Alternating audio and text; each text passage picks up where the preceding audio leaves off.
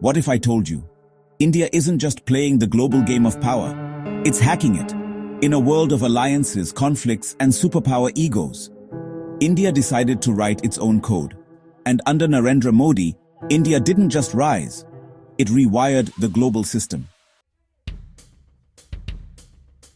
The world told us, pick a side, the West or the East, America or Russia. But India said, why not both?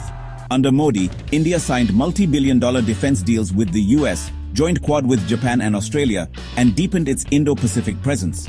But at the same time, it refused to condemn Russia on Ukraine, increased oil imports from Moscow, and maintained old defense ties with Putin. No outrage, no collapse, just pure calculated balance. That's not neutrality, that's precision diplomacy. But India's most underrated weapon wasn't military, it was digital. UPI, Unified Payments Interface, built for Indians, now influencing the world. France adopted it, UAE adopted it, Singapore, Sri Lanka, Nepal. The list grows. In a world where America uses the dollar to dominate and China exports surveillance tech, India offered open source innovation. No strings attached, no loans, just systems that work. This was soft power with hard impact. And in that moment, India didn't just offer payments, it offered possibility. India stayed out of the Russia-Ukraine war, didn't back the West, didn't support the invasion either, but rescued thousands of its citizens through Operation Ganga, faster than most NATO nations acted. In the Israel-Hamas conflict, India condemned terror, but didn't overplay its hand. When Iran-Israel tensions flared up, India called for restraint, but stayed focused on its citizens' safety. It was never loud, but it was always present.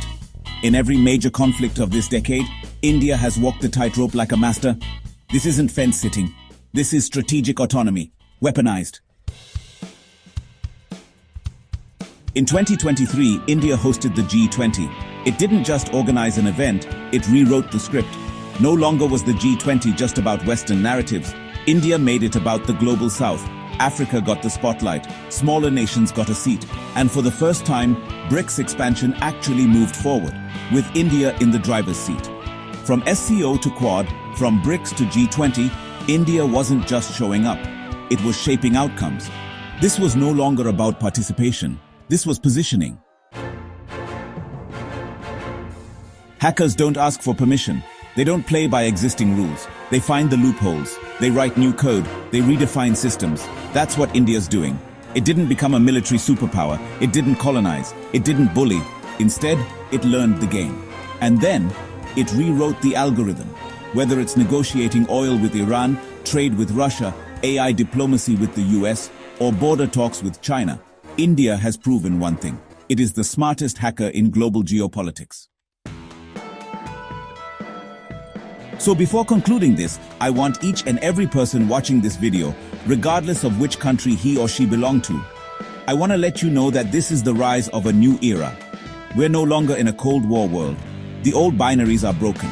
And in this new world of shifting powers, digital diplomacy, and strategic independence, India isn't following. India is leading. So the next time someone asks, what's India's role on the world stage? You look them dead in the eye and say, India's not just in the game, India's changing the game. Welcome to the era of the geopolitical hacker. This is Diplomatic Lens. For more such real, raw, and powerful takes on global power games, subscribe, share, and drop your thoughts below. Because the world is changing, and we're decoding it, one move at a time.